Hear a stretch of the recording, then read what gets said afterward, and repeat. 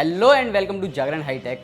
मेरा नाम है अंकित दुबे और आज मेरे साथ मौजूद हैं सिद्धार्थ भूषण खुराना, जो कि मैनेजिंग डायरेक्टर हैं स्टड्स एक्सेसरीज लिमिटेड के। और आज हम इनसे बात करेंगे हेलमेट्स की सेफ्टी को लेकर और साथ ही इनसे बात करेंगे कि हेलमेट्स इंडस्ट्री आउटलुक अब किस तरह देखने को मिल रहा है ड्यूरिंग दिस कोविड-19 पेंडेमिक। तो सिद्धार्थ, आपका बहुत बहुत स्वागत है जागरण हाईटेक कॉन्वर्सेशन में।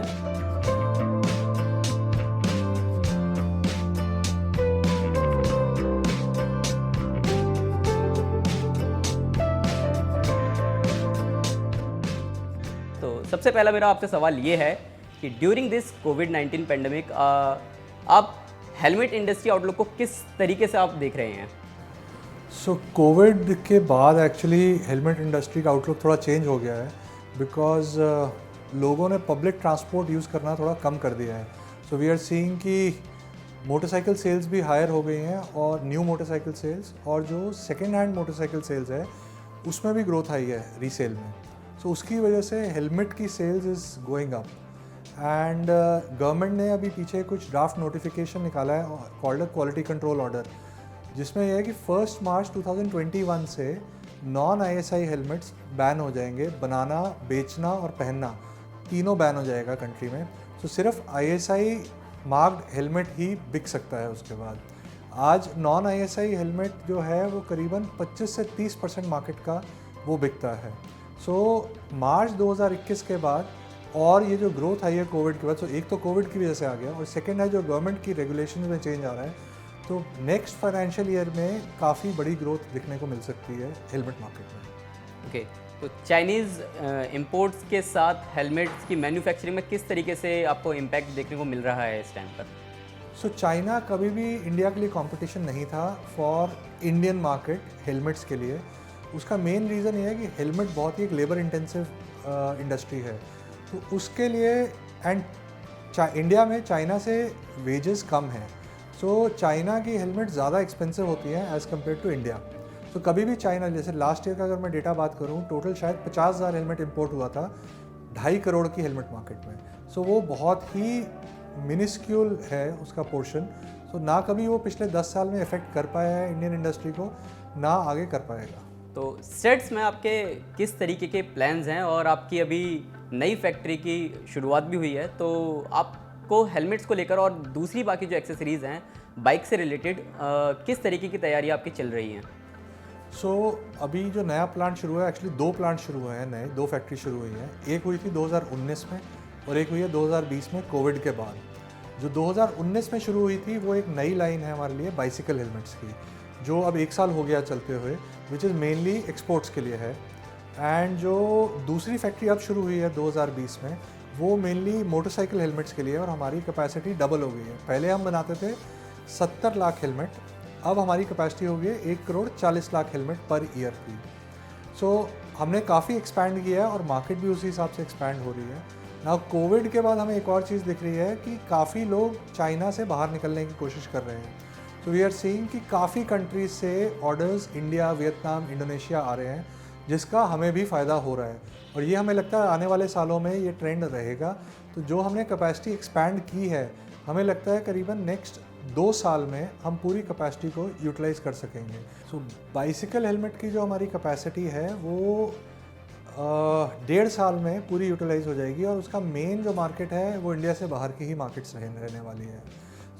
हमने भी जो नए प्लांट्स हैं उनमें करीबन 200 करोड़ रुपया लगाया है एंड वी एस्टिमेट कि मार्केट साइज़ आगे ग्रो करेगा। ये आपका प्रॉपर फोकस जो है मेक इन इंडिया इनिशिएटिव को लेकर है, तो इस चीज़ में आप सरकार के साथ, मतलब सरकार से किस तरीके का और सपोर्ट चाहते हैं? हमने जो इन्वेस्टमेंट करनी थी वो तो कर दी। आई थिंक सरकार हमारा ऑलरेडी बहुत साथ दे रही है इंडस्ट्री का आत्मनिर्भर बनने के लिए। हमने जो हमारी तरफ से हो सकता था हमने सब किया कि चाइना से जो इंपोर्ट होता था मटेरियल वो ऑलमोस्ट आज 0 हो गया है। लास्ट 4 महीने में सारा लोकल मैन्युफैक्चरिंग शुरू हो गई है। वैसे भी चाइना से हमारा इंपोर्ट बहुत कम होता था, कुछ 1.5-2% के आसपास था, वो आज 0 हो गया है। हमने अपना बिट तो किया है एंड हमारे हिसाब से गवर्नमेंट भी अपनी पूरी कोशिश कर रही है। जनरल डायरेक्शन सही जा रही है। आई कैन नॉट से कि हमें और ये रिक्वायरमेंट्स हैं। The only thing I would like to say is कि गवर्नमेंट से इंफ्रास्ट्रक्चर के ऊपर जितना काम हो सकता है, whether it is roads, whether it is ports, आज अगर पोर्ट का यहाँ से गाड़ी जाती है पोर्ट पे, अगर वो 7 दिन लगते हैं या 6 दिन लगते हैं दिल्ली से जाने में, अगर वो 4 दिन पे आ जाता है तो हमें एक बहुत बड़ा एडवांटेज मिलता है एक्सपोर्ट मार्केट्स में। सो एक्सपोर्ट मार्केट के लिए इंफ्रास्ट्रक्चर बहुत ज़रूरी है, जिसका काम हो रहा है एंड आई बिलीव कि नेक्स्ट 2-3 साल में हमें बहुत इंप्रूवमेंट दिखेगा भी सही। जितने भी हेलमेट सब मार्केट में आने वाले हैं तो उनमें एक नया नॉर्म्स आने वाला है BIS। तो इसके बारे में आप हमारे थोड़े दर्शकों को बताएंगे कि क्या है BIS नॉर्म्स, और इसके अलावा क्या क्या टेक्नोलॉजीज़ हेलमेट्स में हमें देखने को मिलेंगी इन स्टड्स और बाकी दूसरी कंपनियों में भी। लेकिन पहले हम स्टड्स की बात करते हैं कि क्या देखने को मिलेंगी। सो BIS पहले तो full form is bureau of Indian standards. ये बहुत सालों पुरानी एक्चुअली ऑर्गेनाइजेशन है जिसको ISI के नाम से जाना जाता है। सो ISI का जो स्टैंडर्ड है हेलमेट्स के लिए उसका नाम है IS 4151। तो IS 4151 नया आ चुका है ऑलरेडी, इम्प्लीमेंट भी हो गया है। उसमें एक छोटी सी अमेंडमेंट आ रही है सितंबर में, जिसमें हेलमेट का वेट का लिमिटेशन हटा दिया गया है। पहले हेलमेट के ऊपर एक कैप किया गया था वेट के ऊपर कि 1200 ग्राम से ऊपर का हेलमेट नहीं होना चाहिए। वो कैप हटाया जा रहा है और जो मेरे हिसाब से बहुत ही सेंसिबल डिसीजन है, because high speed riding and driving के लिए आपके पास इंडिया में हेलमेट्स नहीं अवेलेबल होना था। फिर जो एंथुजियास्ट्स हैं उनके लिए फिर वो अगर 1200 ग्राम से नीचे के हेलमेट पहनते तो उनके लिए बहुत रिस्की थे वो हेलमेट्स। आज जो यूरोपियन स्टैंडर्ड के, अमेरिकन स्टैंडर्ड के हेलमेट हैं वो सब 1500 ग्राम के आसपास के हेलमेट हैं। सो आज ये कैप हटने से सारी वर्ल्ड की जितनी हेलमेट्स हैं वो इंडिया में अवेलेबल होंगी। एंड जो स्टैंडर्ड में चेंजेस आए हैं, आई थिंक उससे जनरली जो नॉर्मल 2 व्हीलर राइडर है उसकी हेलमेट्स हल्की हो गई हैं पहले के मुकाबले। ये स्टैंडर्ड आए हुए करीबन 1.5 साल हो गया है, और उससे पहले जो एवरेज वेट था हमारा हेलमेट्स का और आज जो एवरेज वेट है उसमें 200 ग्राम कम हुआ है एवरेज हेलमेट वेट। तो एक नॉर्मल राइडर के लिए बहुत अच्छा है, बिकॉज उसको वेट नहीं चाहिए होता है हेड के ऊपर। सो ये तो हो गया BIS का रोल। सेकेंड, जो आप टेक्नोलॉजी की बात कर रहे हैं, हेलमेट पे 2 जगह टेक्नोलॉजीज़ पे काम होता है मेनली, जो हो रहा है बहुत सालों से। आज आपने सुना होगा स्मार्ट हेलमेट्स, ये बहुत कॉमन होती जा रही है। हेलमेट में ब्लूटूथ है, हमारे पास भी है, बाकी कंपनीज़ के पास भी ब्लूटूथ है। अब कैमरास के ऊपर काम हो रहा है। एक नई टेक्नोलॉजी है कॉल्ड बोन कंडक्शन टेक्नोलॉजी, उस पर काम हो रहा है, जिसमें आवाज़ नहीं आती है स्पीकर से, आपको सिर्फ वाइब्रेशन होती है, लेकिन आपकी जो ब्रेन है वो उसको कन्वर्ट करती है वाइब्रेशन को इनटू ऑडिबल सिग्नल।